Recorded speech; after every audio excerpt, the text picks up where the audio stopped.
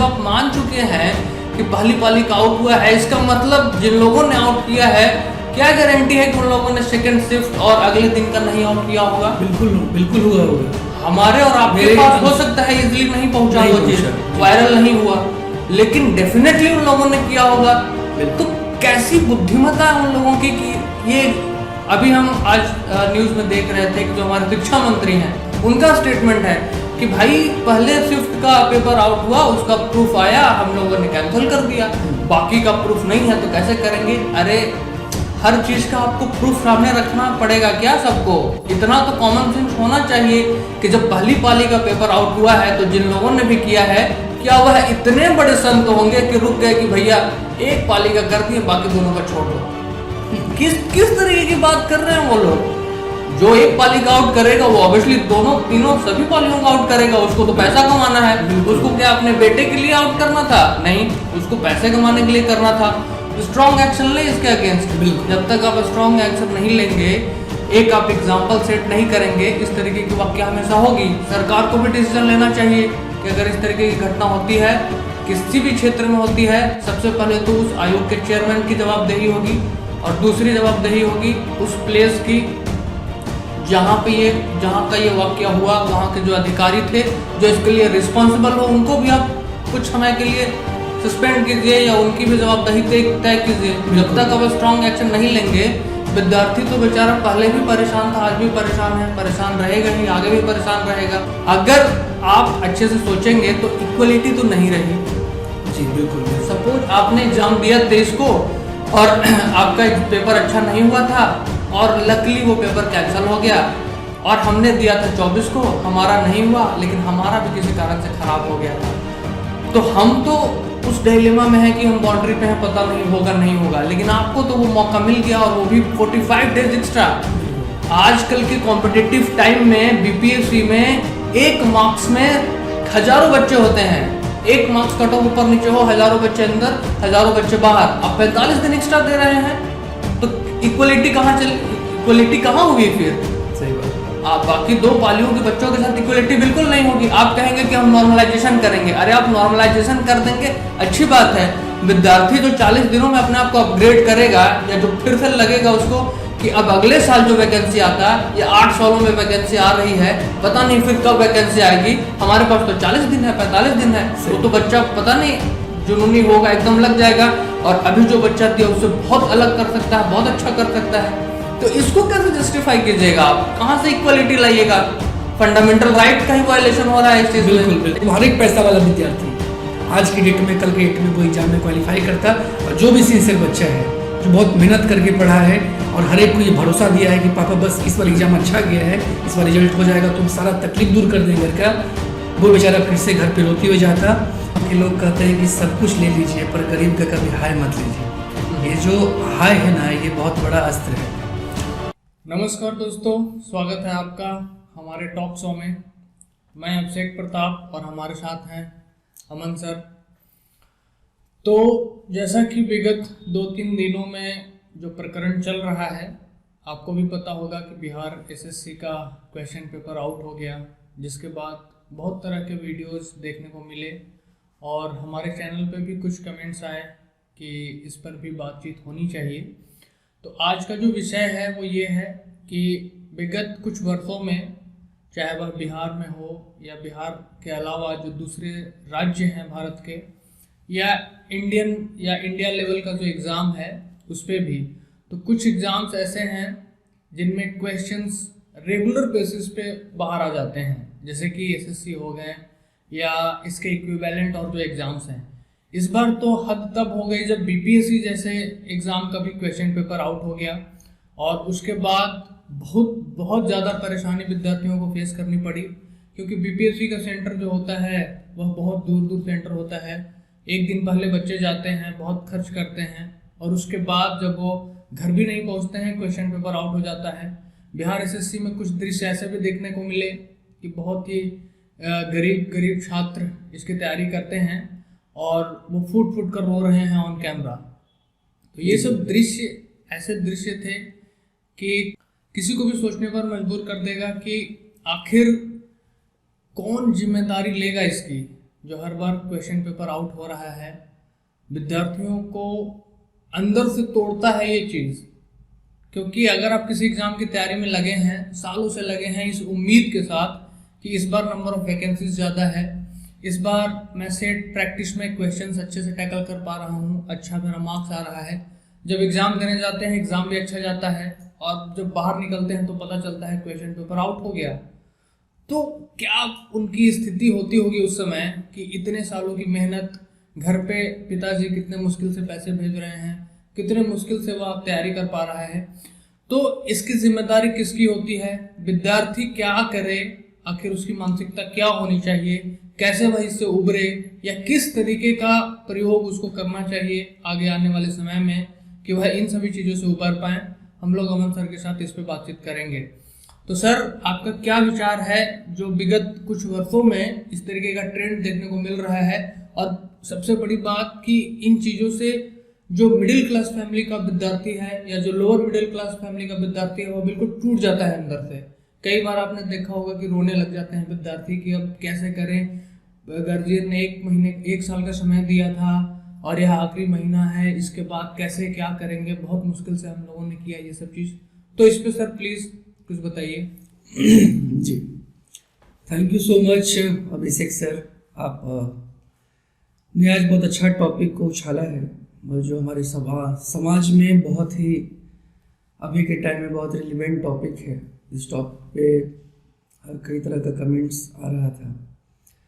Sir, मैं इस topic को उठाने से पहले एक चीज़ दर्शकों आपके साथ में साझा करना चाहता हूँ, और ये बहुत गंभीर विषय है। गंभीर इसलिए विषय नहीं है कि सिर्फ जा रहे हैं बच्चे लोग एग्ज़ाम देने तो एग्ज़ाम लीक हो जा रहा है, और सरकार कई बार मानती भी है कि हाँ एग्ज़ाम में क्वेश्चन लीक हुआ है, फिर से हम 1 महीने 2 महीने या 3 महीने बाद एग्ज़ाम लेंगे तो उसका सॉल्यूशन हो गया। ऐसा कुछ नहीं है। मैं एक छोटा सा एग्जाम्पल लेके आपको कुछ समझाना चाहता हूँ, आप इसको समझें गहराई से कि एक्चुअली तकलीफ़ किसे किसे और कितना होती है। देखिए, मैं बताना चाहता हूँ दोस्तों कि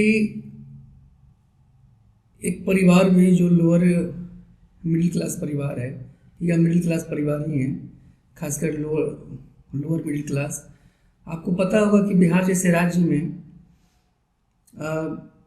गरीबी जो है वो बहुत बड़ी एक समस्या है, और यहाँ पे बहुत सारे ज़्यादातर जो जनसंख्या है वो गरीबी रेखा के अंदर है, आपको पता होगा। और सबसे बड़ा मैं पॉइंट एक बताना चाहता हूँ कि गरीबी होने का सबसे बड़ा जो दुर्भाग्य पता है क्या है, कि उसे समाज में एक सम्मानपूर्ण जिंदगी नहीं मिल पाता है। सर, गरीब लोगों को आप नहीं देख सकते हैं कि उसे लोग बहुत अच्छे से ट्रीट कर रहे हों, बहुत सम्मान दे रहे हों। मैं बताना चाहता हूँ छोटा सा एग्जांपल लेकर, आप लोग जितने लोग देख रहे हैं अपने दिल से एक सवाल पूछिएगा, जो मेरा सवाल है आप लोगों से, कि क्या कभी आपने एक ऑटो ठेला चलाने वाले को या सब्जी बेचने वाले को या जो रोड पे फुटपाथ पे कुछ लगाते हैं उनको कभी कितने बार आपने आप करके बात की है?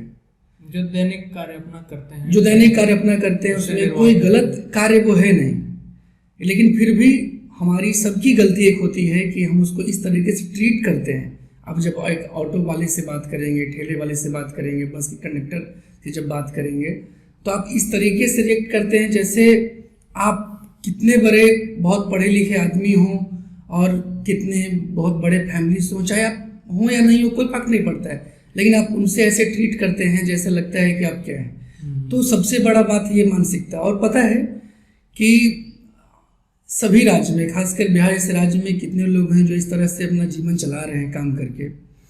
हम लोग का सबसे बड़ा सवाल पता है क्या है? सबसे जो दिक्कत का सवाल है कि हम लोग सबसे यही पूछते हैं कि आप क्या करते हैं, और क्या करने का सब सही बात है, बहुत जगह वायरल होता है, बहुत लोग सुनते होंगे कि जब आप सवाल करते हैं कि आप क्या करते हैं, इसका मतलब है कि आपको कितना इज्जत देना है। ठीक है, हम कभी नहीं ये पूछते हैं कि आप काम कौन सा करते हैं। देखिए, हम लोगों का पहला सवाल तो ये होना चाहिए कि हम किसी से पूछे तो काम अच्छा है या बुरा है, उसको 2 जगह बांटा गया है। काम में कितना पैसा है या नहीं पैसा, उसके कारण हम किसी को इज्जत दें, तो फिर आपको पढ़ने का और इतना नॉलेज होने का कोई हमें नहीं लगता है कि बहुत इम्पैक्टफुल मीनिंग है। ठीक है, तो पॉइंट ये है छोटा सा कि मैं बताना चाहता हूँ कि जब एक गार्ड जो सिंपल 60,000 10,000 की नौकरी करते हैं, वो बहुत उनके लिए टफ सिचुएशन होता है कि वो गांव में जाकर लोगों से जाकर बता सके हम किस तरीके से जीवन चला रहे हैं, क्योंकि उनके जीवन में जो जीवन वो अपना गुजार रहे हैं, या ठेला पे जो सब्जी बेच रहे हैं, या जो ऑटो चला रहे हैं, या जो रिक्शा चला रहे हैं, उनको पता है कि उनके जीवन में जितना जीवन गुजरा है उसमें सम्मान नहीं है। मैं एक बात सर बहुत ठोस उठाना चाहता हूँ, हो सकता है कई लोग कमेंट करें, लेकिन आप दिल पे हाथ रख के बोलें कि क्या उनको आप कितना सम्मान दे पाते हैं। और सम्मान देने की जिम्मेदारी हम ही लोग की है। उनके पास सर जब सम्मान उनको नहीं मिलता है तो उनका उम्मीद बस एक होता है, उनका अगला जनरेशन, उनका अगला जनरेशन को अपना वो काम करके बस इसलिए पेट काट कर पैसा भेजते हैं बाहर पढ़ने के लिए कि अंतिम समय में जब मेरा अंतिम समय हो कम से कम तब हमें सम्मान मिले और हम सम्मान पूर्वक मरें। हम हमेशा यही नहीं चाहते कि अपना लोग जहाँ भी जाएं वहाँ मेरे साथ साथ मेरे आने वाले अगले पीढ़ी को भी टोन कसे, ताना मारे कि इसका बाप तो ऐसे था, इसका पिता तो ऐसे था। तो वो जो पिता है, वो जो परिवार है, जो गरीब है, उनका भी सपना है कि हम सम्मान के साथ जिएं। तो आप सोच सकते हैं कि ये विषय कितना गंभीर है।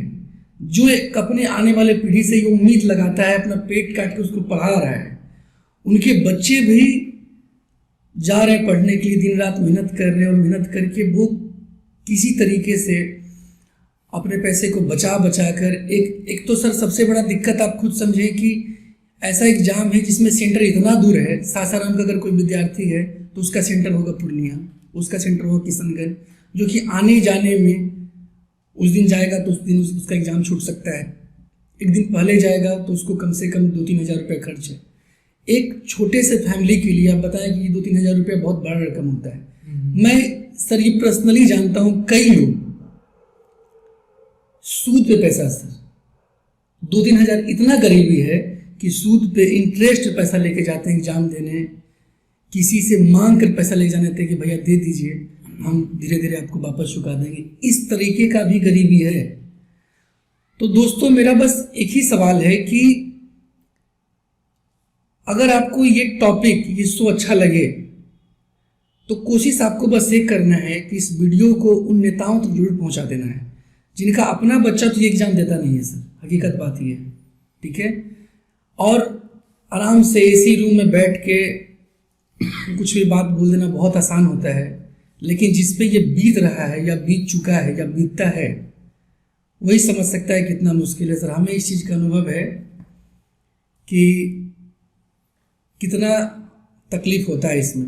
तो पॉइंट सर बहुत गहरा सब्जेक्ट आपने उठाया है आज, ये बहुत गहरा सब्जेक्ट है कि और आदमी करे तो क्या करे, सवाल किससे पूछे, ये कब तक चलेगा, क्योंकि ये पहला बार नहीं है। आपको पता होगा सर कि कल दोस्तों आप लोग के भी कल एक नोटिफिकेशन निकला जिसमें निकला है कि 2 दिन पहले सर संभवतः, जहाँ तक मैं सही बोल रहा हूँ, 23 तारीख का जो फर्स्ट पाली का एग्ज़ाम हुआ उसे कैंसिल किया गया है। कुछ लोगों का डिमांड ये भी है कि पूरा एग्ज़ाम कैंसिल किया जाए। तो इस पे सर हमें लगता है कि बहुत अच्छा समझा पाएंगे आपको कि सर फर्स्ट पाली का एग्ज़ाम कैंसिल कर दिया है और उस पर लिखा गया है कि 40 से 45 दिनों के बाद संभवतः एग्ज़ाम उसका दोबारा लिया जाएगा। तो सर क्या उसके पास, इसको किस तरीके से आप देखते हैं कि उसके पास एक नया मौका है, उसको कुछ ज़्यादा प्रेफरेंस मिल रहा है 45 दिन, या उसके साथ निगेटिव हुआ, क्या इसको कैसे आप?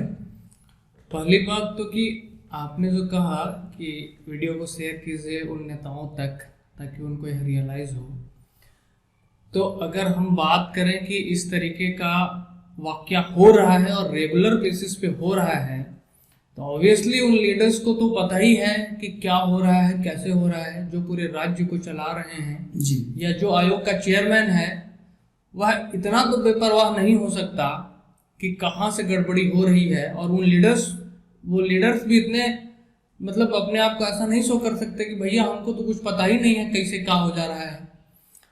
तो सबसे पहले तो जिम्मेदारी उनकी ही तय होनी चाहिए कि जो भी चेयरमैन हो, अगर इस तरीके का वाकया होता है, स्ट्रॉन्ग डिसीजन लेते हुए आप अपने पद से हट जाइए।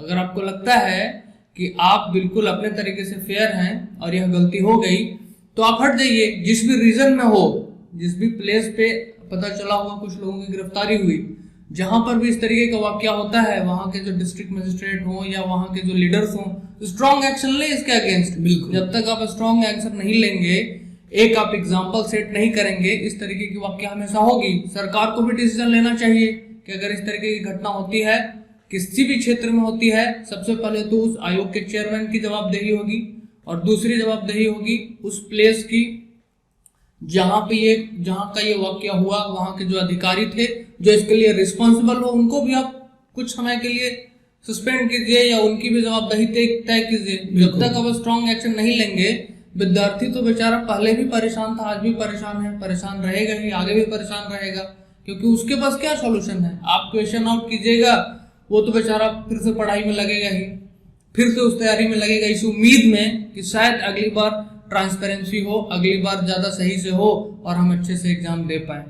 और जो दूसरा सवाल सर आपने किया कि पहली पाली का उन्होंने रद्द किया है, बाकी 2 पालियों का क्या, तो सबसे पहली बात कि आयोग ने जब ये मान लिया कि 23 तारीख को फर्स्ट शिफ्ट का पेपर आउट हुआ है, जी जी, तो फिर मतलब हमें यह समझ में नहीं आता है कि कहाँ किस तरीके की सोच वो लोग रखते हैं कि अरे भैया, जब आप मान चुके हैं कि पहली पाली का आउट हुआ है, इसका मतलब जिन लोगों ने आउट किया है, क्या गारंटी है कि उन लोगों ने सेकंड शिफ्ट और अगले दिन का नहीं आउट किया होगा? बिल्कुल बिल्कुल हुआ होगा। हमारे और आपके पास हो सकता है इजिली नहीं पहुंचा वो चीज, वायरल नहीं हुआ, लेकिन डेफिनेटली उन लोगों ने किया होगा।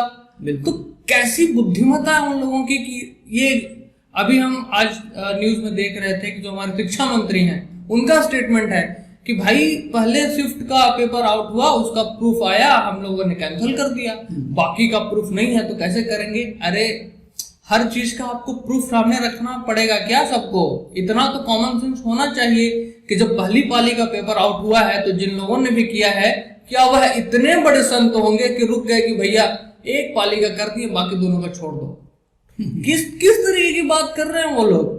जो एक पाली का आउट करेगा वो ऑब्वियसली दोनों तीनों सभी पालियों का आउट करेगा, उसको तो पैसा कमाना है। उसको क्या अपने बेटे के लिए आउट करना था? नहीं, उसको पैसे कमाने के लिए करना था। और जहां तक बात है कि जिन बच्चों को मौका मिला, आयोग ने अभी तक जो डिसीजन लिया है कि सिर्फ 23 तारीख के फर्स्ट शिफ्ट में जो कैंसिल हुआ, बच्चे फिर से एग्जाम देंगे, लेकिन बाकी 2 पालियों का नहीं है। तो हो सकता है कि आगे आने वाले समय में और भी कोई इस तरीके का डिसीजन हो कि हाँ दोनों पालियों का कैंसिल हो, आगे का या नहीं भी हो सकता है। लेकिन विद्यार्थियों के लिए सबसे अच्छी बात यहाँ पे ये है कि जिनका भी एग्जाम किसी कारणवश, मेरे भी कांटेक्ट में कुछ विद्यार्थी ऐसे हैं जिनका एग्जाम तैयारी उन्होंने भी की थी, लेकिन पहले पाली का एग्जाम अच्छे से नहीं गया था 23 का, तो उनके लिए बहुत अच्छा मौका है कि 45 दिन अगर एक्स्ट्रा मिलता है तो आप अच्छा कीजिए। अगर आप अच्छे से सोचेंगे तो इक्वलिटी तो नहीं रही। जी बिल्कुल बिल्कुल। सपोज आपने एग्जाम दिया 23 को और आपका पेपर अच्छा नहीं हुआ था और लकली वो पेपर कैंसिल हो गया, और हमने दिया था 24 को, हमारा नहीं हुआ, लेकिन हमारा भी किसी कारण से खराब हो गया था, तो हम तो उस डिलेमा में है कि हम बाउंड्री पे हैं, पता नहीं होगा नहीं होगा, लेकिन आपको तो वो मौका मिल गया और वो भी 45 डेज एक्स्ट्रा। आजकल के कॉम्पिटिटिव टाइम में बीपीएससी में 1 मार्क्स में हजारों बच्चे होते हैं, 1 मार्क्स कट ऑफ ऊपर नीचे हो, हजारों बच्चे अंदर, हजारों बच्चे बाहर, आप 45 दिन एक्स्ट्रा दे रहे हैं, तो इक्वलिटी कहाँ हुई फिर? सही बात। आप बाकी 2 पालियों के बच्चों के साथ इक्वलिटी बिल्कुल नहीं होगी। आप कहेंगे कि हम नॉर्मलाइजेशन करेंगे, अरे आप नॉर्मलाइजेशन कर देंगे, अच्छी बात है। विद्यार्थी जो 40 दिनों में अपने आप को अपग्रेड करेगा, या जो फिर से लगेगा उसको कि अब अगले साल जो वैकेंसी आता या 8 सालों में वैकेंसी आ रही है, पता नहीं फिर कब वैकेंसी आएगी, हमारे पास तो 40 दिन है, 45 दिन है, वो तो बच्चा पता नहीं जुनूनी होगा, एकदम लग जाएगा, और अभी जो बच्चा दिया उससे बहुत अलग कर सकता है, बहुत अच्छा कर सकता है। तो इसको कैसे जस्टिफाई कीजिएगा आप? कहां से इक्वालिटी लाइएगा? फंडामेंटल राइट का ही वायलेशन हो रहा है इस चीज में। बिल्कुल बिल्कुल। तो ये भी देखना होगा। लेकिन अब जो भी हो, किसी बच्चे के लिए अच्छा भी है, किसी के लिए बुरा भी है, लेकिन बहुत सोचनीय बात है आयोग के लिए भी और सरकार के लिए भी। अब हम चाहेंगे सर से कि विद्यार्थी की जो मानसिकता है अभी, कि बहुत सारे बच्चे ऐसे हैं जो डिप्रेशन से भी गुजर रहे होंगे, उनके फैमिली, उनके पेरेंट्स को समझ नहीं आ रहा होगा कि आगे क्या किया जाए, किस तरीके से मार्गदर्शन किया जाए, क्योंकि बच्चा जब अंदर से टूट जाता है ना तो फिर उसको गैदर करना, एक साथ करना बड़ा मुश्किल काम हो जाता है पेरेंट्स के लिए भी। तो इस बारे में कुछ बताइए सर कि पेरेंट्स आखिर अपने बच्चों को कैसे बैक करें। ऐसे सिचुएशन में पेरेंट्स की बहुत बड़ी जिम्मेदारी होती है कि वो अपने बच्चों को संभाले, उनको पॉजिटिवली चार्ज करे कि चलो कोई बात नहीं है, आप फिर से लगिए और फिर अच्छा होगा। तो पेरेंट्स के लिए आप क्या सुझाव देंगे, और अगर एज वेल आप विद्यार्थियों के लिए भी कुछ कहना चाहें। देखिए, सबसे पहला तो सर ये है कि यहाँ पे विद्यार्थी से पहले मैं उनके गार्जियन तक पहुँचना चाहूँगा। देखिए, गार्जियन जो कोई भी गार्जियन हो, चाहे उनका फैमिली बैकग्राउंड कैसा भी हो, उनको सबसे पहले अपने बच्चे से जाकर मिलकर खुलकर बात करना चाहिए इस विषय में। मेरा हमेशा से सर मानना ये हुआ है कि आप अपने चीज़ों को अगर अपने बच्चे के सामने एक्सप्रेस करते हैं ना, तो आपका बच्चा उससे बहुत अच्छा बनता है। हम लोग एक ऐसा समाज में रहते हैं सर जहाँ पे खासकर माँ तो एक्सप्रेस करती हैं अपने भावनाओं को, पिता कभी कर नहीं पाते हैं, बहुत कम करते हैं। और जब पिता एक्सप्रेसिव नहीं होते हैं या जब बच्चे जाकर नहीं बोलते हैं तो होता सर दिक्कत ये है कि जो पापा हैं, जो पिता हैं, उनके मन में एक दुविधा चल रहा है कि मेरा बच्चा ऐसे ऐसे ऐसे, इसको उनको ये समझाना होता है। बच्चा के मन भी चल रहा है कि पता नहीं पापा क्या सोच रहे होंगे, जबकि उनके पापा सोच रहे हैं कि बच्चा तुम आराम से निश्चिंत रहो, कोई दिक्कत नहीं हो। क्योंकि जैसा सर आपने बताया है कि अभी इतने लोग डिप्रेस हैं कि इसमें बहुत गलत गलत चीज़ें वो कर सकते हैं, धूम्रपान कर सकते हैं, नशीली दवाइयों का सेवन कर सकते हैं। कई लोग मेरे पास, मैं रियली बताना चाहता हूँ कि बच्चे से दिल पर हाथ रख के एक बार पूछें, जो भी स्टूडेंट देख रहे होंगे, कई के मन में ऐसा भी लगने लगता है कि मेरा ज़िंदगी का ये अंतिम परीक्षा था, अब हम क्या करें, मेरे लिए कुछ मतलब है नहीं, बहुत निगेटिव हो जाता है, हम समाज को कैसा दिखाएंगे, गांव हम कैसे वापस जाएंगे, माँ मेरी। मैं सर बताना चाहता हूँ एक बात कि बहुत लोग ऐसे हैं कि वो अपने माँ जो है खासकर अपना जेवर गहना रख कर भी, मैं जब पढ़ाता था, आज भी लोग हैं, बच्चा को भेजते हैं पढ़ाने के लिए, तो बच्चे पे एक एक्स्ट्रा प्रेशर रहता है कि मम्मी या पापा खेत गिरवी रख के या ज़मीन गिरवी रख के, सोना गिरवी रख के, या किसी से कर्ज पे लेके, या किसी को ये गच्छे हैं कि हम सालों भर आपका मजदूरी फ्री में करेंगे, इसलिए हमको 5-10 हज़ार रुपये दे दीजिए, मेरा बच्चा पढ़ेगा। वो बच्चा बहुत प्रेशर में। तो सवाल ये होना चाहिए गार्जियन का सबसे पहले कि अपने बच्चे से खुलकर बात करें, दिल का एक्सप्रेस करें कि कोई बात नहीं है, ये तुम्हारा गलती इसमें नहीं है। देखिए, सबसे पहला बात ये है कि इसमें एक परिवार का और विद्यार्थी का कहीं से कोई गलती नहीं है सर, कोई गलती आप नहीं ले, और आप अपने जगह पे बिल्कुल सही हैं, आप एकदम कॉन्फिडेंट रहें, जिनका भी तैयारी अच्छा है वो लोग खुश रहें, मौका आगे भी आने वाले समय में बिल्कुल मिलेगा। और विद्यार्थी को सर भी ये चाहिए कि अगर कोई गार्जियन ऐसे भी हैं जो जिनको बहुत कुछ आता नहीं है, बहुत कुछ आइडिया नहीं है इसके बारे में, बहुत सारे गार्जियन गांव में रहते हैं जिनके पास आज भी छोटा सा फ़ोन है, अगर है भी तो छोटा सा फ़ोन है। कई लोग चूँकि मजदूरी, कई लोग तो ऐसे भी हैं जो मजदूरी से जीवन कर रहे हैं, उनके पास अपना जोत खेत भी नहीं है। तो बच्चे को भी चाहिए कि खुलकर वो बात करे, गार्जियन के सामने अपना बात रखे, टीचर से, उनके जो टीचर्स हैं या जिनको वो अपना आइडल समझते हैं या कोई बड़े भाई बहन हैं, उनसे वो खुलकर बात करे कि अब क्या करें, हमारे माइंड में ऐसा कुछ लग रहा है। और एक चीज़ और, आप लोगों को साथ साथ एक काम और करना है, एक काम ये करना है, ये हर एक परिवार के लिए काम ये करना है कि आप लोग को बनना होगा मुखर। अब चुपचाप रहने से होगा कुछ नहीं। अब आप लोगों को सवाल बिल्कुल करना होगा, ये आप लोगों का अधिकार है। आप लोगों को सवाल करना होगा सत्ताधारियों से, चाहे कोई भी हो। मैं किसी के पक्षधर नहीं हूँ, ना मुझे कोई किसी से दुश्मनी है, ना मैं किसी के फेवर में बात करना चाहता हूँ, पर जो भी सत्ता में हो, जिस जगह पे, यूपी में हो तो वहाँ एक अलग है, बिहार में हो तो अलग है, जहाँ का भी आप देख सकते हैं, वीडियो अगर देख रहे हो तो आपको सवाल करना ही है। और सवाल सर एकजुट होकर करना है। एकजुट होकर सवाल करने का नतीजा है कि एक दिन एकजुट होकर हंगामा बच्चा लोग किया और एग्जाम कैंसिल हुआ। अगर नहीं करता तो नहीं होता, और नहीं करता तो नहीं होता, तो आप सोच सकते थे वो हर एक पैसा वाला विद्यार्थी आज की डेट में, कल की डेट में वो एग्जाम में क्वालिफाई करता। और जो भी सिंसियर बच्चा है, जो बहुत मेहनत करके पढ़ा है और हर एक को ये भरोसा दिया है कि पापा बस इस बार एग्जाम अच्छा गया है, इस बार रिजल्ट हो जाएगा, तुम सारा तकलीफ दूर कर दें घर का, वो बेचारा फिर से घर पे रोते हुए जाता।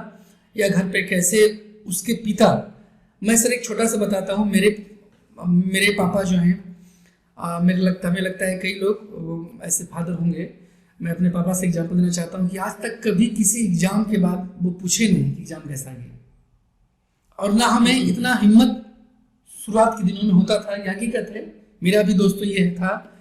तभी मुझे ये रियलाइज हुआ कि नहीं, एक गार्जियन से बॉन्डिंग रखना बहुत जरूरी है, खुलकर बात करना बहुत जरूरी है। खुलकर बात करने से बहुत दिल का दर्द हल्का होगा, तो बात करना चाहिए। टीचर से आप बात करें। और सबसे बड़ा बात यह कि कई बार लोग किस्मत को दोष देते हैं सर, दोष किस्मत का नहीं, दोष इसमें कुछ लोग जो सम्मिलित हैं सिर्फ और सिर्फ उनका है, इसके अलावा किसी का नहीं। और एक चीज और, बहुत बार मैं देख रहा हूँ फेसबुक यूट्यूब पे लोग बिहार को गाली दे रहे हैं। बिहार को गाली देना बंद करें आप लोग। बिहार की कहाँ पे यहाँ से गलती है? और जो लोग बोलते हैं कि बिहार की गरिमा इन लफंगे, मैं बोलना चाहता हूँ इन चाटुकारिता, इन लफंगों के कारण खराब होगा नहीं। अगर आप चाहते हैं कि खराब करें, जो कुछ लोग बैठे हुए हैं 10 लोग 20 लोग 50 लोग ये चाहते हैं उनके कारण खराब हो, तो बिहार का छवि ना पहले खराब था, ना आज है, ना कभी होगा। क्योंकि अगर 50 लोग खराब करने वाले हैं तो 50 करोड़ लोग सपोर्ट है। जरूर यहाँ की जनसंख्या कम है, 10 करोड़ 12 करोड़ ही है, लेकिन चाहने वाले बिहार को अलग अलग देशों में भी हैं जो चाहते हैं कि नहीं यहाँ पे हो। ये लोग आप खुद सोच कर देखें कि अभी जो लोग हैं सरकार में बैठे हुए या जो भी इस धंधा में लगे हो, धंधा में बोलना चाहता हूँ, उनके कारण बिहार का ये जो गौरवशाली इतिहास रहा है उस पर कहाँ क्वेश्चन मार्क लगता है, सिर्फ 10 20 50 लोगों के कारण। आप सोच सकते हैं कितना दुर्भाग्यपूर्ण स्थिति है। तो ऐसे लोगों को तो छटनी करना चाहिए सर, ठीक है, समाज से एकदम बहिष्कृत कर देना चाहिए। मेरा तो सबसे ये है कि समाज से उसको बहिष्कृत कीजिए। वो समाज से कैसे बहिष्कृत कीजिए? आप कुछ नहीं कर सकते हैं। कई लोग को लगे सर समाज इतना तो पावर नहीं है, वो लोग तो अधिकारी हैं या वो लोग तो नेता हैं, हम कैसे करें? उनका बहिष्कार का सबसे आसान उपाय बताएं क्या है? उनका सम्मान करना से बंद कर दीजिए, उनका इज्जत मत कीजिए। उनका इज्जत नहीं कीजिएगा, उनका वैल्यू नहीं दीजिएगा। ऐसे में लगता है कि बहुत कम नेता हैं जिनका बहुत ज़्यादा वैल्यू कद्र होता है, शायद इसीलिए उनको कद्र अपना पता नहीं है, चूँकि कद्र कभी उनको मिला नहीं है। तो बहुत सारे ये गंभीर विषय हैं दोस्तों। मेरा बस एक ही आप लोग से अनुरोध होगा, वो हर एक माता पिता से और उनके बच्चों से भी, कि एक दूसरे से खुलकर बात करें। और इसका कभी किस्मत पे आप दोष नहीं लें कि मेरा किस्मत खराब था तो नहीं हुआ, या उसका किस्मत अच्छा था तो हो गया, ऐसा कुछ नहीं लें। और ये जो 45 दिन जिसको ही मौका मिला है, अब इसमें कोई नेगेटिव बात नहीं करना चाहता हूँ, पॉजिटिव बात ये है कि जिसको ही मौका मिला है आप अच्छे से मेहनत करें, और जो भी अच्छा से मेहनत करेगा वो डिजर्व करता है कि उसका रिजल्ट हो। सर ने कहा कि आंदोलन करने के लिए ये बहुत सारी चीज़ें, तो हम लोग उस चीज़ को सपोर्ट नहीं कर रहे कि आप सड़क पर उतर जाइए। हाँ, बिल्कुल, और आप उड़ करें, गाड़ी चलाएं, ये सब नहीं मेरा है। वो है कि बहुत पहले से आज़ादी के समय से यह तरीका रहा है अपनी बात रखने का, और जब आप समूह में अपनी बात रखते हैं तो बल मिलता है। हाँ, बल मिलता है, और आपकी बात की जो महत्ता है, वैल्यू है, वो काफ़ी बढ़ जाती है। तो सर ने इसीलिए कहा कि एक साथ आकर के करिए, ताकि उस बात का वजन रहे और लोग उस बात को माने। दूसरी चीज़ मैं ऐड करना चाहूँगा कि विद्यार्थी जो बहुत परेशान है आजकल सॉरी, कि हमारे पिताजी बहुत मुश्किल से पैसा दे रहे हैं, या हमारे फैमिली का जो इकोनॉमिकल कंडीशन है वो बहुत अच्छा नहीं है, या वह जहाँ रह कर तैयारी कर रहा है कैसे वह अगले महीने का रेंट पे कर पाएगा, पैसे कैसे वह खाना पीना अच्छे से खा पाएगा।